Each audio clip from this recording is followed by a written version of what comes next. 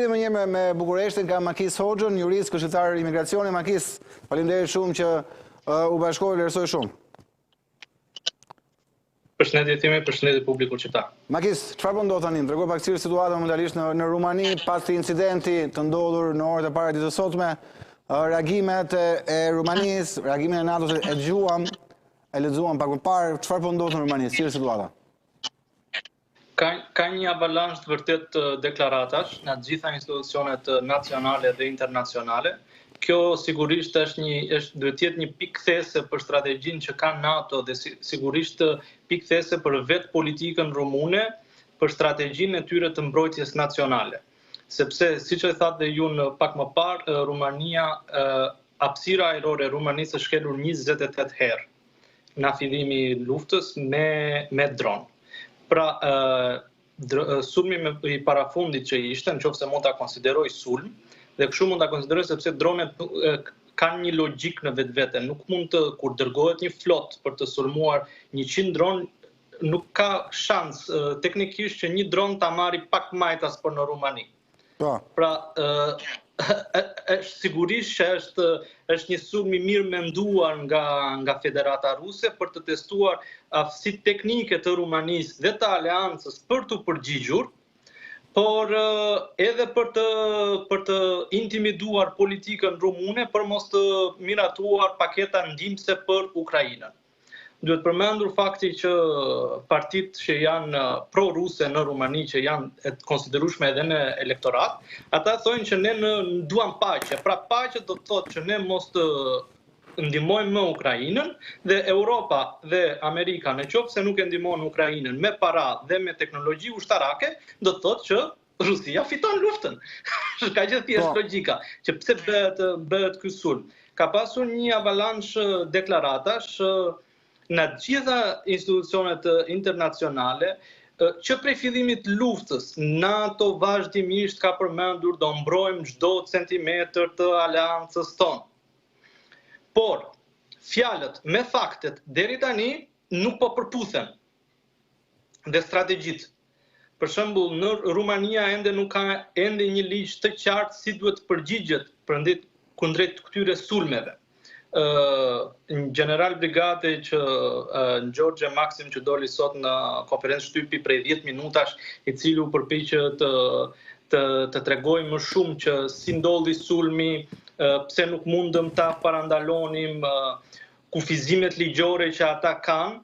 Një prej tyre është që nuk mund të vendosen sistemet ajrore sepse ne jemi në kohë paqeje dhe prona në Rumani është shenjtë dhe duhet pranimi pronarit të tokës që aty duhet të vendoset një sistem antidron. Antidron. Po mirë, kam përshtypjen Makis, që edhe qytetarët, po çështja e sigurisë nuk besoj se kem kundërshti apo jo. Për të qenë realist, apo mund të ketë kundërshti? Ka pasur kundërshti sepse në disa vende që është vendosur, është kërkuar ekspres miratimi i pronarit të tokës, por duhet ketë një ligj që prevalon në sigurinë kombëtare, domethënë duhet të rregullohet ligji që kjo duhet gjendur modaliteti pra vullneti politik, themi prapë të vullneti politik dhe të strategjia kombëtare e Rumanisë. Dhe në ndërhyrjet e mia që unë kam pasur me ju kohë më parë, kam përmendur Schengen në ushtarak. Pra, në qoftë se ndodh një sulm, janë mira dokumenta që duhen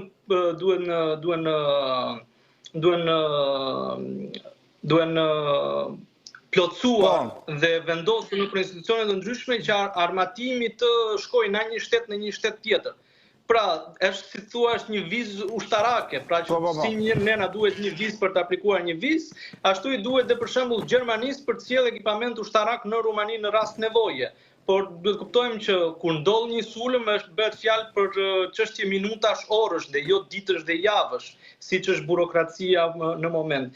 Një gjë tjetër që generali i brigadës përmendi në deklarimin e tij është që ne nuk mund të sulmojmë drone, pjesët e droneve ose pjesët e raketave që të shkojnë në territorin e Ukrainës, sepse ne kemi një tratat, jemi në paqe dhe kjo mund të, si thuash, mund ta mërzisi ariun rus.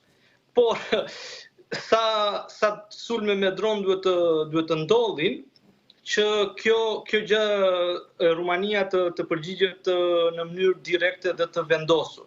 Duhet përmendur fakti që Ukraina ka bërë deklarata për shtyp që i lutet autoriteteve rumune që në momentin që ju konsideroni që një dron po niset drejt hapësirës suaj ajrore, ju keni të drejtën ta rrëzoni qoftë edhe në territorin e Ukrainës. Po. Dhe kjo nuk ka ndodhur. Sigurisht, një nga deklaratat e tjera ka qenë ambasadori amerikan në NATO, që prap ka përmendur domethënë që okej, qëndrojmë pranë aleatit tonë etj, dhe do mbrojmë çdo centimetër të aleancës tonë, por deri tani janë vetëm deklarata. Duhet përmendur fakti që dje në mbrëmje kryeministri i Rumanisë ka mbritur në Moldavi, ka qenë prezent në Moldavi, ka ndodhur sulmi rreth orës 2 të natës, domethënë 1:54, ka ndodhur sulmi në atë pallat, por kryeministri nuk ka zgjedhur që të kthehet në Rumani për të mbajtur pjesë në Këshillin e Sigurisë Kombëtare, të cilin presidenti i Rumanisë e njoftoi. Ai doli para rreth 2 orësh në Moldavi në një konferencë në shtyp me homologun e tij moldav. Sigurisht që dhe ai bëri deklaratën e radhës e cilësoi unë që e dënoi sulmin e Rusisë etj. Dhe tha që do të thrasim, do marrim masa në Këshillin tonë Sigurisë Kombëtare, por ai nuk zgjodhi të niset me një avion dhe të marrë situatën nën kontroll dhe të interesohet çfarë po ndodh dhe vazhdon me deklaratat, pastaj vazhdoi me një deklaratë politike që mbështet qeverinë e Moldavisë për reformën e tyre territoriale. Pra, vendi jot sapo u sulmua dhe ti qëndron ende në një vend tjetër dhe nuk vjen të marrësh pjesë në Këshillin e Sigurisë Kombëtare ku e ke detyrim kushtetues. Ministria e Jashtme rumune ka thritur ambasadorin rus sipas çfarë do lloj sulmi ose deklaratash më të ashpra që janë bërë nga Rusia, por nuk janë marrë ende vendime dhe politika rumune ende nuk ka dalë në një konkluzion në qoftë se ata do të aktivizojnë artikullin 4 apo jo. Artikulli 4 për publikun shqiptar i aleancës NATO-s do të thotë një konsultim i gjerë me të gjithë antarët për të vendosur disa strategji si do të procedohet mëtej. Dhe ky artikull 4 në të gjithë historinë e NATO-s është aktivizuar rreth 7 herë mos gaboj, dhe artikulli 5 është aktivizuar vetëm një herë. Po, mbas 11 shtatorit, mos gaboj, artikulli 5 e vetëm herë që është aktivizuar është pas 11 shtatorit. Po. Pikërisht. Ka dhe një diskutim aty diplomatik në qoftë se konsiderohet aktivizimi i artikullit 5 për sulmin në Kosovë, por në Beograd, por ende nuk është vendosur. Pra, kjo është situata për momentin. Dhe priten vendimet të politikës rumune se si do të vazhdojmë të Magjis, për ta thënë troç, nga ajo çfarë thuhet, a do kërkoj Rumania aktivizimin në artikullit 5 apo jo? Ti e bëre gjithë tablon, po ta themi troç. Nga ajo që dihet deri tani, po ka pasur politikanë që kanë kërkuar qeverisë të aktivizojë sepse takon vetë shteti për aktivizimin. Pa duhet jetë vetëm Rumania të kërkojë NATO-s. Ka pasur politikanë që kanë artikuluar këtë tezë? Publikisht jo, por është era e parë që Ministria e Jashtme e përmend që ne do diskutojmë për të kërkuar. Pse duhet të diskutosh kur ti je sulmuar 28 herë? Dhe pse ende Rumania nuk ka bërë aleancë ushtarake ka marrëdhënie shumë të mira me Izraelin, ka marrëdhënie shumë të mira me Turqinë.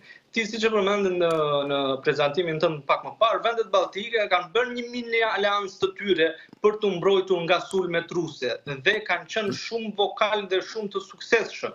Pse Rumania prej 4 vitesh luftë ende nuk ka një strategji kombëtare për të montuar këto sisteme antidron dhe pse në nivel evropian që është miratuar instrumenti SAFE për fonde për të blerë armatime të tjera, nuk është fokusuar për të blerë këto sisteme që e ndihmojnë më shumë në pikpamja ushtarake. Ushtria e Rumanisë është një ushtri profesioniste, ka marrë pjesë